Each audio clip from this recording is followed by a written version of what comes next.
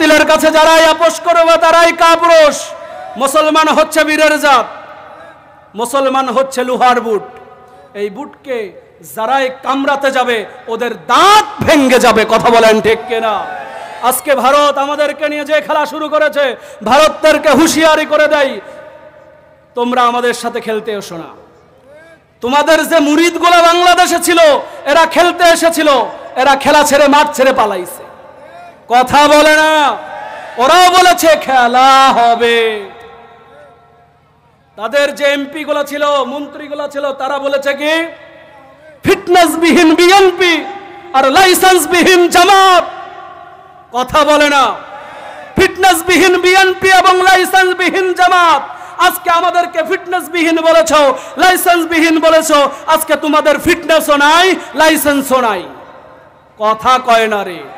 আপনারা কি রাগ হচ্ছেন? অতএব ময়দান ছাড়া যাবে।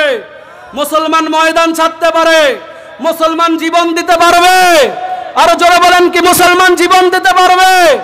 সামনে যদি যুদ্ধের ডাক আসে, দেশ বাঁচানোর জন্য, ইসলামকে টিকানোর জন্য, কোরআনুল কারীম বাংলার ময়দানে কোরআনুল কারীমকে বাস্তবায়ন করার জন্য, সংসদে কোরআন নেয়ার জন্য আবার যদি জান দিতে হয়, মুসলমানরা কি প্রস্তুত আছে?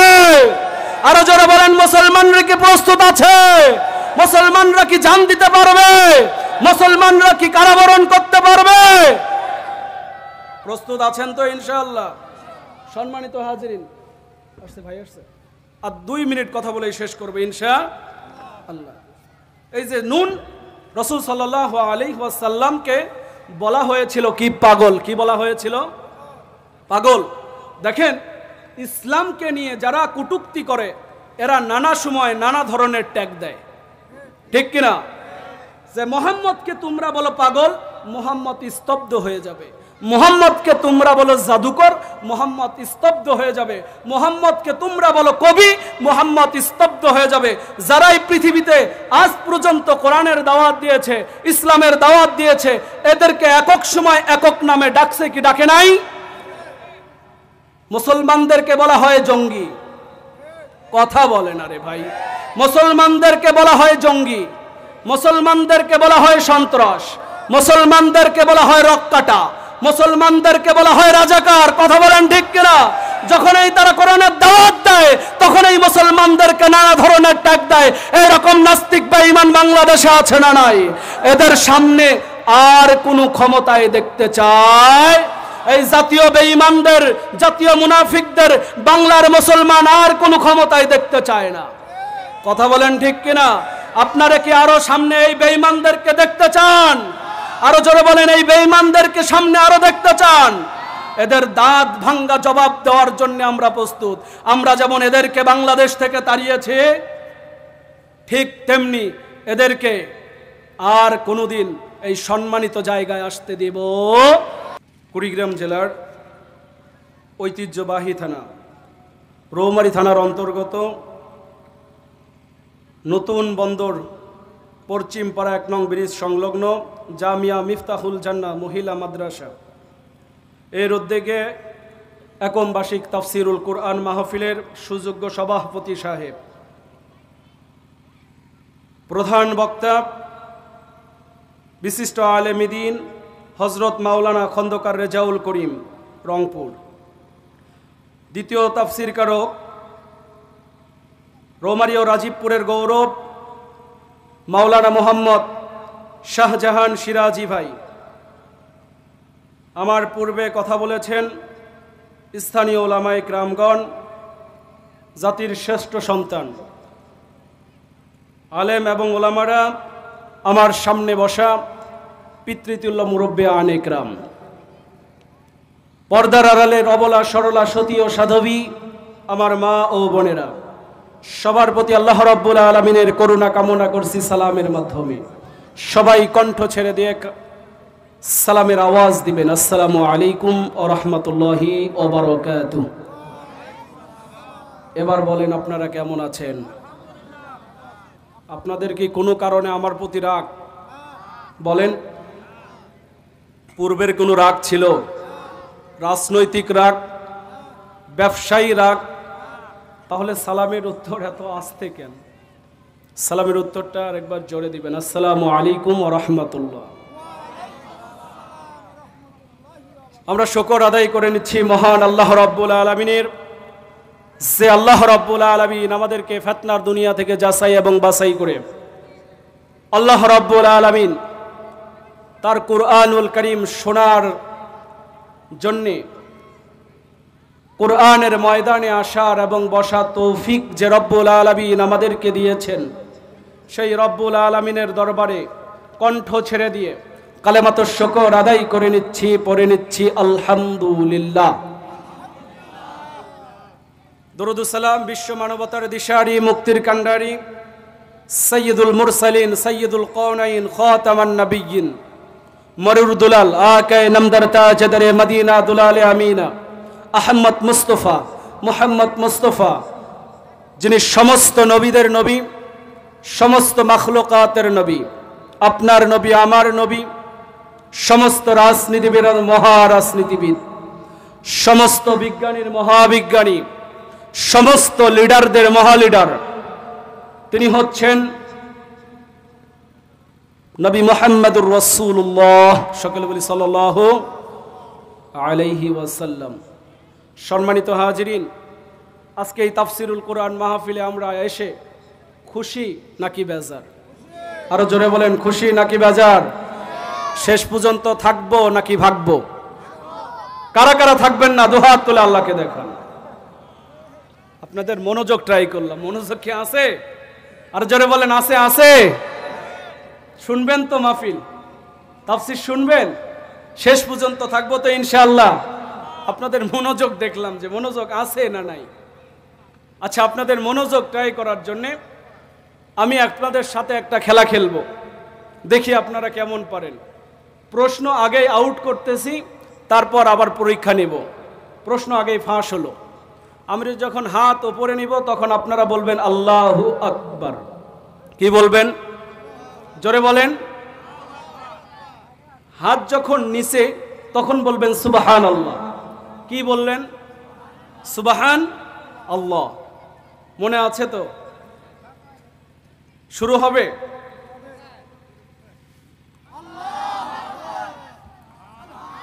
জোরে।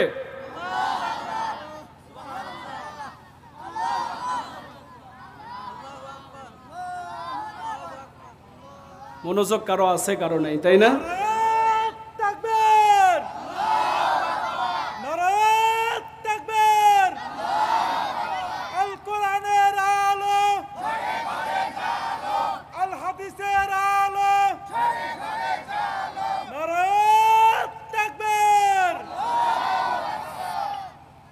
সম্মানিত হাজিরিন, রাগ হচ্ছেন নাকি? অল্প কিছুক্ষণ কথা বলবো ইনশাআল্লাহ, শুনবেন? আজকে আমি আপনাদের সামনে কুরআনুল কারীমের 29 নম্বর পারার সূরা কলম তেলাওয়াত করেছি, কয়েকটা আয়াত। আল্লাহ রাব্বুল আলামিন যদি আমাকে সুযোগ দেয়, এই সূরা থেকে অল্প কিছুক্ষণ কথা বলবো ইনশাআল্লাহ। কলম, এটা হচ্ছে, কলম দিয়ে কি করে মানুষ? কি করে বলেন? লেখে। আজকে কথা হবে লেখা এবং পড়া নিয়ে। লেখা এবং পড়া। আল্লাহ কেন কলমের কথা বলেছেন, সূরা কলম কেন নাজিল করেছেন, আজকে এই সূরা থেকেই অল্প কিছুক্ষণ কথা বলবো ইনশাআল্লাহ। আল্লাহ রাব্বুল আলামিন আমাদের জন্য কুরআনুল কারীম পাঠিয়ে দিয়েছেন। এটা তো অনর্থক, এমনি এমনি সৃষ্টি করে নাই। এমনি এমনি কি কুরআনুল কারীম সৃষ্টি করেছে নাকি? জোরে বলেন। না, এমনি এমনি আল্লাহ রাব্বুল আলামিন কুরআনুল কারীম সৃষ্টি করেন নাই। কুরআনুল কারীম সৃষ্টির পিছনে, দুনিয়াতে পাঠানোর পিছনে রহস্য আছে না নাই? কুরআনুল কারীম এমন একটি কিতাব, যে কিতাব কোনো পশুর উপরে নাজিল হয় নাই, আকাশের উপরেও নাজিল হয় নাই, মাছের উপরেও নাজিল হয় নাই, গাছের উপরেও নাজিল হয় নাই, পাহাড়ের উপরেও নাজিল হয় নাই। এই কুরআনুল কারীম নাজিল হয়েছে মানুষদের উপরে। কিসের উপর? মানুষদের উপরে। এটা হলো মানুষদের হেদায়েতের কিতাব।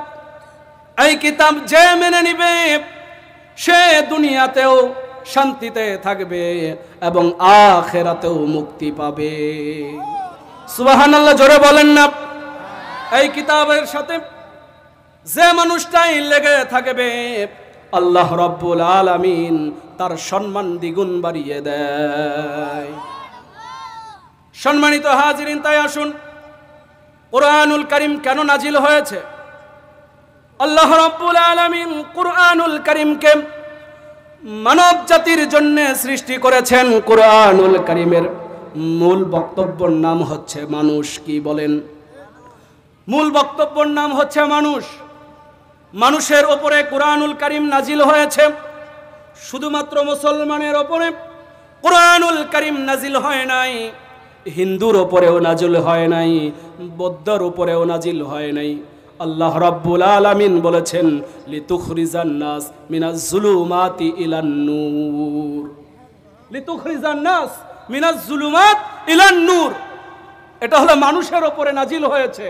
আর মানুষদের এই কিতাবের কাজ হচ্ছে মানুষদেরকে অন্ধকারের পথ থেকে টেনে টেনে আলোর পথে নিয়ে আসবে। সুবহানাল্লাহ। এই কিতাবের কাজ হচ্ছে মানুষদেরকে অন্ধকারের পথ থেকে টেনে টেনে আলোর পথে নিয়ে আসবে। এখন আপনি যদি বলেন কিসের অন্ধকার, কিতাব বলে এই অন্ধকারের নাম হচ্ছে জাহিলিয়াতের অন্ধকার, মুরুক্ষের অন্ধকার, বর্বরতের অন্ধকার। কুরআনুল কারীম নাজিল হওয়ার আগে এমন একটি যুগ ছিল, সেই যুগের নাম ছিল আইয়ামে জাহিলিয়াতের যুগ। নবী মুহাম্মদুর রাসূলুল্লাহ সাল্লাল্লাহু আলাইহি ওয়াসাল্লাম 40 বছর পর্যন্ত মানুষদেরকে কল্যাণের দিকে ডেকেছে। একটা মানুষও এই কথা শোনে নাই।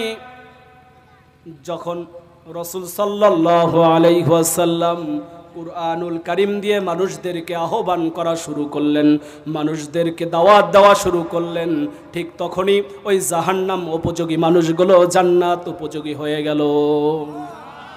যারা ছিল জাহান্নাম উপযোগী মানুষ, কনফার্ম জাহান্নামী, এই মানুষগুলো কুরআনুল কারীমের দাওয়াত পেয়ে কুরআনুল কারীমকে বুঝে কুরআনুল কারীম যখন মানতে শুরু করলো, এই মানুষগুলো জান্নাত উপযোগী মানুষ হয়েছে। আল্লাহর নবী, বিশ্ব নবী মুহাম্মদুর রাসূলুল্লাহ সাল্লাল্লাহু আলাইহি ওয়াসাল্লাম বলেন, খয়রুল কুরুনি কারনি, আমার যুগ হচ্ছে সর্বশ্রেষ্ঠ যুগ, আমার যুগ হচ্ছে সর্বশ্রেষ্ঠ যুগ। এমন একটি যুগ ছিল আগে, যে যুগের সময় মানুষগুলোকে জীবিত অবস্থায় মানুষদেরকে মাটির সাথে পুঁতে দিত। সামান্য অর্থের বিনিময়ে, সামান্য সম্পদের বিনিময়ে মানুষগুলো দিনের পর দিন, রাতের পর রাত, মাসের পর মাস, বছরের পর বছর, যুগের পর যুগ এরা দাঙ্গা হাঙ্গামা লড়াই করত। সামান্য অর্থের বিনিময়ে মানুষগুলো লড়াই করে যাচ্ছে। ঠিক ওই মানুষগুলো কুরআনুল কারীমের দাওয়াত না পাওয়ার কারণেই মানুষগুলো ওরকম ছিল। সম্মানিত হাজিরিন, যখনই কুরআনুল কারীমের দাওয়াত পেল, ঠিক ওই মানুষগুলো তখনই সোনার মানুষে পরিণত হয়ে গেছে। ঠিক কিনা? রাসূল সাল্লাল্লাহু আলাইহি ওয়াসাল্লাম যখনই কুরআনুল কারীম দিয়ে দাওয়াত দেওয়া শুরু করেছেন, তার আগেও রাসূল সাল্লাল্লাহু আলাইহি ওয়াসাল্লাম দাওয়াত দিয়েছে। মানব জাতির কল্যাণের জন্য অনেক সংগঠন করেছে। তার একটি সংগঠন ছিল, সংগঠনের নাম হচ্ছে হিলফুল ফুজুল। কি নাম? আরো জোরে বলেন, কি নাম? হিলফুল ফুজুল নামে একটি সংগঠন রাসূল সাল্লাল্লাহু আলাইহি ওয়াসাল্লাম করেছেন। এই সংগঠনের কাজ ছিল মানুষদেরকে মুক্তির পথ দেখানো, কিন্তু কোরআনের দাওয়াত সেখানে ছিল না। তখনও রাসূল সাল্লাল্লাহু আলাইহি ওয়াসাল্লাম নবুয়তির দায়িত্ব পায় নাই। 40 বছর আগের কথা, 40 বছর যখন পূর্ণ হয়ে গেল, আল্লাহর নবী, বিশ্ব নবীর প্রতি ওহী এসে গেল। ইকরা বিসমি রাব্বিকাল্লাযী খলাক, খলাকাল ইনসানা মিন আলাক, ইকরা ওয়া রাব্বুকাল আকরাম। আল্লাহু আকবার। ইয়া রাসূলুল্লাহ, ইকরা বিসমি রাব্বিকাল্লাযী খলাক আপনি পড়েন, আপনি কি করেন? প্রথম আয়াত, কুরআনুল কারীমের প্রথম আয়াত, আল্লাহর পক্ষ থেকে রাসূল সাল্লাল্লাহু আলাইহি ওয়াসাল্লামের কাছে প্রথম মেসেজ, এই মেসেজের নাম হচ্ছে ইকরা বিসমি রাব্বিকাল্লাযী খলাক। আপনি পড়েন। কি বলেন? আপনি পড়েন। আপনি জানেন, আপনি পড়েন, আপনি পড়েন, রিড অ্যান্ড রিড, আপনি পড়েন। যদি আপনি না পড়েন, ওই যে আবু জেহেলের নাম ছিল আবুল হাকাম। কি নাম? আবু জেহেল নাম হওয়ার আগেই আবু জেহেলের নাম ছিল আবুল হাকাম। হাকাম শব্দের অর্থ হচ্ছে জ্ঞানীদের পিতা। কি নাম? জোরে বলেন না। জ্ঞানীদের পিতা। আমরা সবাই এখানে শিখতে এসেছি, তাই না? আবু জেহেলের নাম ছিল আবুল হাকাম, তার মানে হচ্ছে জ্ঞানীদের পিতা। আবু জেহেলকে ওই সময় বলা হতো জ্ঞানীদের পিতা, তার মানে আবু জেহেল মক্কার মহাজ্ঞানী ছিল, সবচেয়ে শিক্ষিত মানুষ ছিল আবু জেহেল। ইয়া রাসূলুল্লাহ, আপনি পড়েন, কারণ কিছুদিন পরে যখন আপনি কুরআনুল কারীমের দাওয়াত নিয়ে মানুষের দ্বারে দ্বারে যাবেন, আর আপনি বলবেন লা ইলাহা ইল্লাল্লাহু মুহাম্মাদুর রাসূলুল্লাহ, এই দাওয়াত যখন আপনি মানুষদেরকে দিবেন, এই আবু জেহেল আবুল হাকাম তখন মানবে না। নানা রকম যুক্তি তর্ক আপনার কাছে তুলে ধরবে, নানা রকম যুক্তি তর্ক তুলে ধরবে। এই জন্য ইয়া রাসূলুল্লাহ ইকরা বিসমি রাব্বিকাল্লাযী খলাক আপনি পড়েন। কি করেন? আর বর্তমান কিছু মানুষ এরা পড়াশোনা করতে চায় না, ঠিক কিনা? পীরের কাছে গেলে সকাল আর সন্ধ্যা জিকির দেয়, কথা কয় না রে। পীরের কাছে যদি আপনি যান, আমরা পীরের বিরোধিতা করি না, কিন্তু যারা পীরের নামে ভণ্ডামি করে এদের বিরোধিতা 100% করতে হবে, এটা আমাদের ইমানের দায়িত্ব। কথা বলেন ঠিক কিনা? সম্মানিত হাজিরিন, পীরের কাছে যখন আপনি যাবেন, তখন আপনাকে প্রথম বলবে আপনি সকালে জিকির করবেন আর রাত্রে জিকির করবেন। সকালে জিকির করবে আর কি করবে? রাত্রে জিকির করবে। সকালে জিকির এবং রাত্রে জিকির যদি করায় পূর্ণাঙ্গ ইসলাম হয়, তাহলে রাসূল সাল্লাল্লাহু আলাইহি ওয়াসাল্লামের উপর এই আয়াত কেন নাজিল হয়েছে? কথা বলেন ঠিক কিনা? জিকির আপনি সারাদিন করবেন, সকাল এবং সন্ধ্যা জিকির করবেন না। হাঁটতে চলতে যেখানেই যাবেন সেখানেই আল্লাহর নাম স্মরণ করার প্রয়োজন আছে না নাই? আরো জোরে বলেন, আছে না নাই? সব সময় আল্লাহু আকবার, লা ইলাহা ইল্লাল্লাহ মুহাম্মাদুর রাসূলুল্লাহ সাল্লাল্লাহু আলাইহি ওয়াসাল্লাম, সুবহানাল্লাহ সুবহানাল্লাহি ওয়া বিহামদিহি সুবহানাল্লাহিল আযীম, সুবহানাল্লাহি ওয়া বিহামদিহি সুবহানাল্লাহিল আযীম। রাসূল সাল্লাল্লাহু আলাইহি ওয়াসাল্লাম বলেন, কারো যদি সমুদ্রের গুনাহ ফেনা পরিমাণ গুনাহ হয়ে থাকে, আর কেউ যদি এই দোয়া পড়ে সুবহানাল্লাহি ওয়া বিহামদিহি সুবহানাল্লাহিল আযীম, আল্লাহ রাব্বুল আলামিন তার সমস্ত গুনাহ মাফ করে দেয়। জোরে বললেন না সুবহানাল্লাহ? সম্মানিত হাজিরিন, তাহলে কি করতে হবে? শিখতে হবে, পড়তে হবে। আপনি যদি না পড়েন, আপনি যদি না বোঝেন, তাহলে তো আপনি ইসলাম পূর্ণাঙ্গভাবে বুঝতে পারবেন না, ঠিক কিনা? নামাজ পড়া কি বলেন? নামাজ করা কি ফরজ? কি বলেন? এই যে নামাজ পড়া যে আপনার ফরজ, নামাজের ফরজ এবং এই নামাজের যে 19টা নামাজ ভঙ্গের কারণ 19টা আছে। এই 19টার মধ্যে প্রথম যে 1 নাম্বার কারণ, এই 1 নাম্বার কারণের নাম হচ্ছে নামাজে অশুদ্ধ পড়া। নামাজে কি? জোরে বলেন না। নামাজে অশুদ্ধ পড়া। এখন যদি আপনি কোরআনুল কারীম না পড়তে পারেন, না জানতে পারেন, নামাজে যদি অশুদ্ধ পড়েন, নামাজ ভঙ্গের প্রথম কারণ হচ্ছে নামাজে অশুদ্ধ পড়া, তাহলে তুমি আপনার নামাজেই কবুল হবে না। কথা কয় না, বোঝে না, না বোঝে, নামাজ কবুল হবে? সকাল সন্ধ্যা যে পীরের দরবারে গেলেন আর বলল সকালে জিকির করবি আর রাত্রে জিকির করবি, আর জিকিরের ধরন রে বাবা রে বাবা, জিকিরের ধরন কি জানেন? ও মুর্শিদ ও খেয়া ঘাটের কাছে গেলাম, পার হইবার আসে ডাল ভাঙ্গিয়ে রুদ্র পরে আপন হইব দশে ফৈজিশা তোর লাইগারে আমার অঙ্গ জর জহর মনে লয় ছাড়িয়া যাইতাম ভেঙ্গা বাড়ি ঘর ফৈজিশা তোর লাইগারে। আর এখন তো জিকির হলো হিপ্পে হিপ্পে ওই হিপ্পে, কথা কয় না। যারা টিকটক ফেসবুক চালায় এরা ভালো করে বসে, ঠিক কিনা? নতুন কায়দায় জিকির, হিপ্পে ওই হিপ্পে, এটা বলে জিকির। কোন এরাও লেবাসধারী, ঠিক কিনা? সম্মানিত হাজিরিন, লেবাস দেখেই কাউকে বিশ্বাস করা যাবে না, কথা কয় না। লেবাস দেখেই হুমরি খাওয়া পড়া যাবে না, কারণ রাসূল সাল্লাল্লাহু আলাইহি ওয়াসাল্লামের লাশ যারা চুরি করতে এসেছিল এরাও লেবাসধারী ছিল, কথা বলেন ঠিক কিনা? ইসলাম যতদিন থাকবে, ইসলামের বিপক্ষ শত্রু ততদিন থাকবে। কিয়ামত পর্যন্ত পৃথিবীতে দুইটা দল থাকবে, একটা দলের নাম হচ্ছে হিজবুল্লাহ, আরেকটা দলের নাম হচ্ছে হিজবুশ শায়তান। একটা দলের নাম হচ্ছে ডানপন্থী, আরেকটা দলের নাম হচ্ছে বামপন্থী। এক দল ইসলামের কথা বলবে, আরেক দল ইসলামের বিপক্ষে চলবে, কথা বলেন ঠিক কিনা? এদের কাজ হচ্ছে ইসলাম যেখানে বাস মারবে সেখানে। যদি তাই না হতো আজকে টঙ্গীর তুরাগ পাট ইস্তেমার ময়দান রক্তে রঞ্জিত, কথা বলে না মুসলমান? তাকবীর দিতে হবে। মুসলমানের একটাই হাতিয়ার, এই হাতিয়ারের নাম হচ্ছে লিল্লাহে তাকবীর, আল্লাহু আকবার। লিল্লাহে তাকবীর, আল্লাহু আকবার। আল্লাহ রাব্বুল আলামিন রাসূল সাল্লাল্লাহু আলাইহি ওয়াসাল্লামকে বলে, ইয়া আইয়ুহাল মুদ্দাসসির কুম ফাআনজির ওয়া রাব্বাকা ফাকাব্বির। এই কম্বল মুড়ি দেওয়া ব্যক্তি, উঠে দাঁড়াও, কম্বল সব বাদ দিয়ে উঠে দাঁড়াও, আপনার রবের বরকত ঘোষণা করেন, রবের শ্রেষ্ঠত্ব ঘোষণা করেন। আল্লাহে তাকবীর, নারায়ে তাকবীর বলেন, আল্লাহু আকবার বলেন। বলেন না একবার, নারায়ে তাকবীর, নারায়ে তাকবীর। মুসলমানদের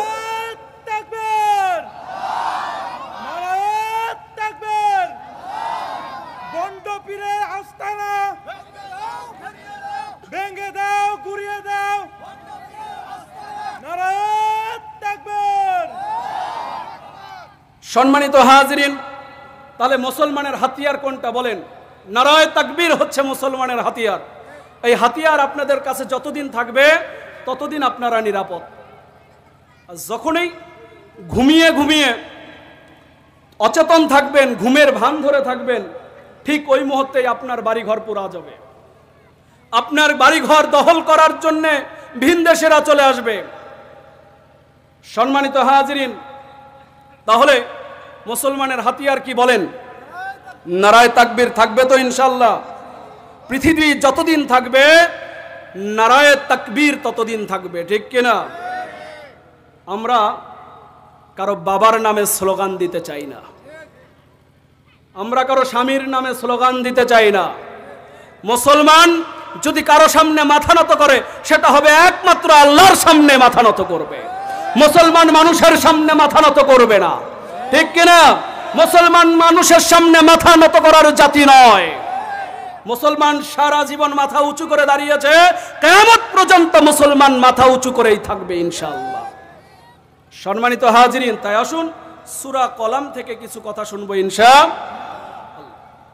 সূরা কলাম, আল্লাহ নবী বিশ্ব নবী সাল্লাল্লাহু আলাইহি ওয়াসাল্লাম যখন কোরআনুল কারীমের দাওয়াত দিচ্ছে, কোরআনুল কারীমের যখন দাওয়াত দিচ্ছে, ঠিক ওই সময় মক্কার কাফের গোলাম রাসূল সাল্লাল্লাহু আলাইহি ওয়াসাল্লামকে বিভিন্ন নামে ডাকছিল।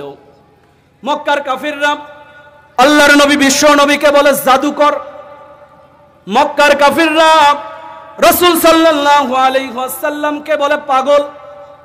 মক্কার কাফিররা রাসূল সাল্লাল্লাহু আলাইহি ওয়াসাল্লামকে বলে কবি। কি বলে? কবি, জাদুকর এবং কবি, জাদুকর এবং পাগল। সূরা নূন বুঝতে হলে তার শানে নুজুল আগে বুঝতে হবে, কেন নাজিল হয়েছে। সূরা নূন কেন নাজিল, সূরা কলাম কেন নাজিল হয়েছে?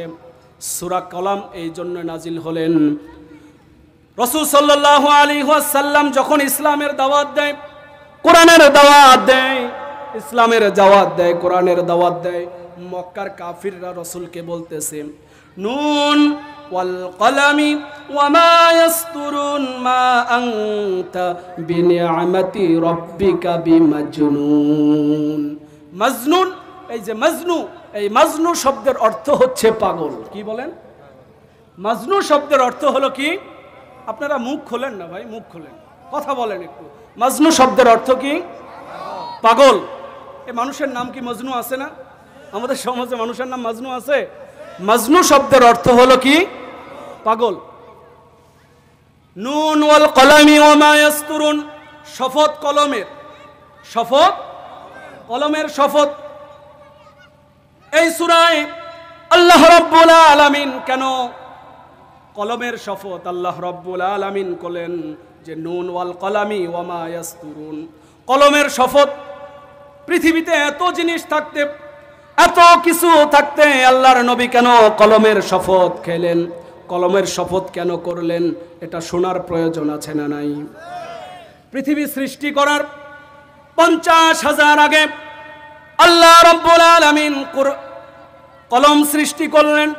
পৃথিবী সৃষ্টি করার 50,000 বছর আগে কলম সৃষ্টি করেছে। আর কলমকে বলতেছে উক্তুব, হ্যাঁ কলম লিখো। কি করো? কলম সৃষ্টি করে আল্লাহ রাব্বুল আলামিন কলমকে বলতেছে লিখো। কলম বলতেছে ইয়া রাব্বুল আলামিন মাযা উক্তুব, আমি কি লিখব? আল্লাহ রাব্বুল আলামিন বলতেছে আজ থেকে শুরু করে পৃথিবীর সূচনা লগ্ন থেকে শেষ পর্যন্ত যা যা ঘটবে সমস্ত কিছু লেখা শুরু করে দাও। সমস্ত কিছুর তাকদীর তুমি লেখা শুরু করে দাও। কি হবে? যা যা হবে পৃথিবীতে কিয়ামত পর্যন্ত যা যা ঘটবে সমস্ত কিছু লেখো। কলমকে অর্ডার দিলেন সমস্ত কিছু লেখো। এখন এই যে নুন, নুন এটা হচ্ছে হরফে মুকত্তর। হরফে, জোরে বলেন না, হরফে কি? হরফে মুকত্তর। কুরআনুল কারীমের 29টা সূরার আগে আছে কয়টা? জোরে বলেন না, জোরে বলেন। আমরা এখানে শিখতে এসেছি তাই না? যদি নাই কিছু শিখি তাহলে তো সারা রাত জাগার কোনো মানে আসে না। তো সূরা কলম, এই শব্দের সূরা কলামের আগে নুন বসানো হয়েছে। নুন, তাফসীর কারকরা বলেন এই নুন অর্থ হচ্ছে, অনেক তাফসীরে এসেছে এই নুন অর্থ হচ্ছে দুয়াত। কি দুয়াত? দুয়াত মানে হলো বর্তমান যে জেনারেশন এটা বুঝবে না। আমরা ছোটবেলায় দেখেছি কিন্তু ওইভাবে বুঝি নাই। আমাদের দাদাদেরকে দেখতাম যে উনি তো ইমাম ছিল, ওই সময় কবিরাজি করত। ওই কবিরাজি যখন করত তখন দুয়াত এবং কলম দিয়ে লেখালেখি করত। এবার বুঝেছেন? দুয়াত, দুয়াত, দুয়াত যে কলম লেখে, যে এই পাত্রের মধ্যে যে লিখে, কলম এইভাবে চুবিয়ে চুবিয়ে যে লেখে, ওই পাত্রের নাম হচ্ছে দুয়াত। এই যে এবার বুঝছে। আল্লাহ রাব্বুল আলামিন তাফসীর কারকরা লেখে যে এই যে নুন দিয়ে এই সূরার মধ্যে দুয়াত বোঝানো হয়েছে। কি বোঝানো হয়েছে? দুয়াত, কলম এবং দুয়াত, কলম এবং কালি, এই কালিকে বোঝানো হয়েছে। আবার অনেক তাফসীরে এইভাবে এসেছে যে এই সূরা নুন, সূরা কলাম, সূরা কলামের এই নুন দিয়ে নবী ইউনুস আলাইহিস সালামকে বোঝানো হয়েছে। কাকে? নবী ইউনুস আলাইহিস সালাতু ওয়াস সালামকে বোঝানো হয়েছে। কেন বোঝানো হলো ইউনুস আলাইহিস সালাতু ওয়াস সালামকে? এই ব্যাপারে সূরাতুল আম্বিয়ার মধ্যে এসেছেন। সূরা আম্বিয়ার মধ্যে আল্লাহ রাব্বুল আলামিন বলেন ওয়াইদান নুন ইয যাহাবা মুগাদিবান ফাযান্না আল্লান নাকদির আলাইহি ফানাদা ফিয যুলুমাতি আল্লা ইলাহা ইল্লা আনতা সুবহানাকা ইন্নী কুনতু মিনাজ জালিমিন।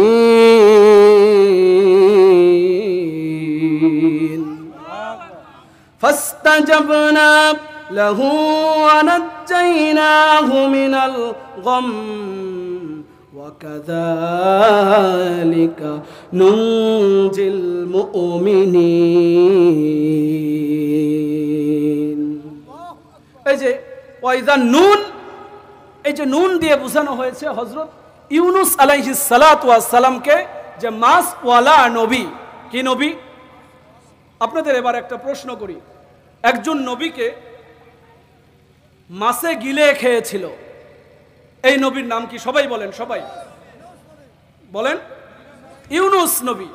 ইউনুস নবীকে মাছে গিলে খেয়েছিল। এই সূরার মধ্যে এইভাবে এসেছে যে এই নুন দিয়ে মাছওয়ালা নবীকে বোঝানো হয়েছে। যে কেন বোঝানো হলো? হযরত ইউনুস আলাইহিস সালাম, কাহিনী একেবারে সংক্ষিপ্ত করা লাগবে। তার সম্প্রদায়ের কাছে যখন তার দাওয়াত নিয়ে যায়, তার কালিমার দাওয়াত, আল্লাহর দাওয়াত নিয়ে যায়, তার সম্প্রদায় বুঝতেছে না, মানতেছে না। তার সম্প্রদায় তাকে বারবার ফিরিয়ে দিচ্ছে যে ইউনুসকে আমরা মানি না। এক পর্যায়ে এসে ইউনুস আলাইহিস সালাতু ওয়াস সালাম রাগ করে, একেবারেই রাগ করলো, এবং ইউনুস আলাইহিস সালাতু ওয়াস সালাম তার সম্প্রদায়কে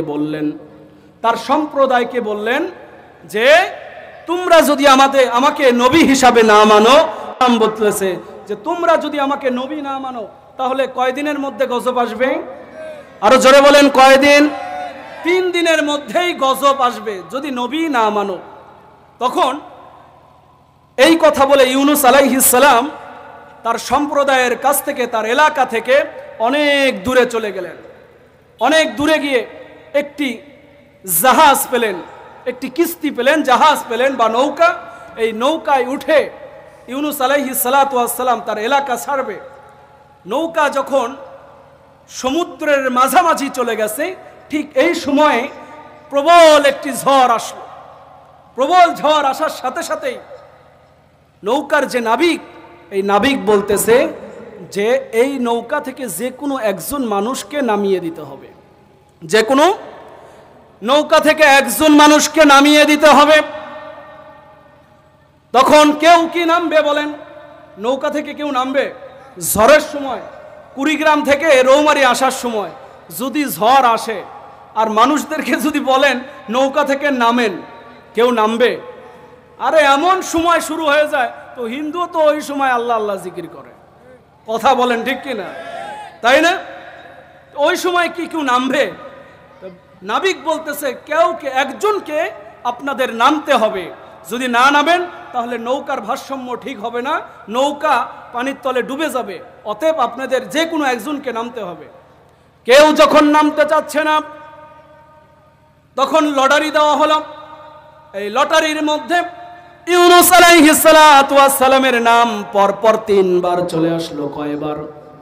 3 বার যখন ইউনুস আলাইহিস সালামের নাম চলে আসলো, মানুষরা খেয়াল করে দেখলেন এত সুন্দর একটি মানুষ, কিভাবে এই মানুষটাকে আমরা নদীর মধ্যে ছেড়ে দেই, সমুদ্রের মধ্যে কিভাবে এই মানুষটাকে আমরা ছেড়ে দেই? এটা আমাদের পক্ষে সম্ভব না। বলেন এবার, নবীরা কি দেখতে খারাপ হয়?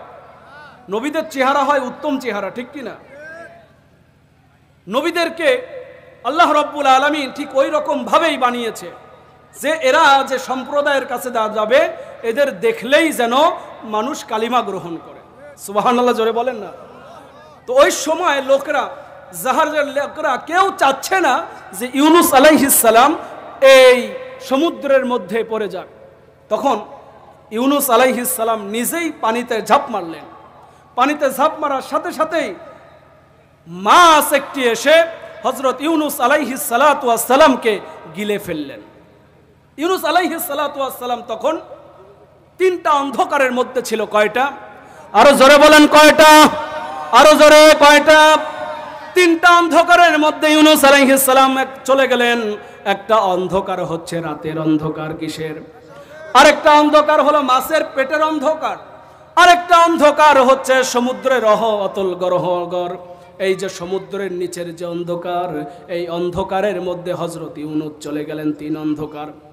ইউনুস আলাইহিস সালাতু ওয়াস সালাম যখন, এর আগে একটু কাহিনী, ইউনুস আলাইহিস সালাতু ওয়াস সালাম কেন পানির মধ্যে ঝাঁপ মারলেন?